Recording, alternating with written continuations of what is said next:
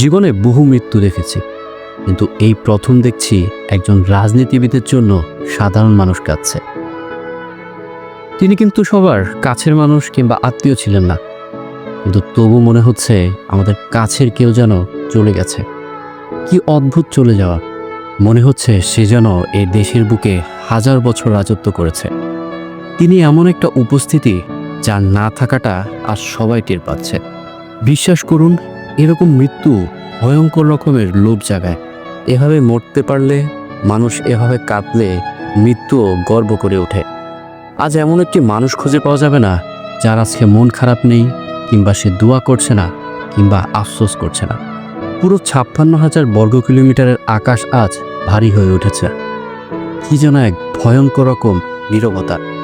কিন্তু প্রশ্ন একটাই, আমাদের সৃষ্টিকর্তা এরকম সৎ নির্ভীক কণ্ঠ আমাদের দেশের মানুষের জন্য আবার কবে পাঠাবে?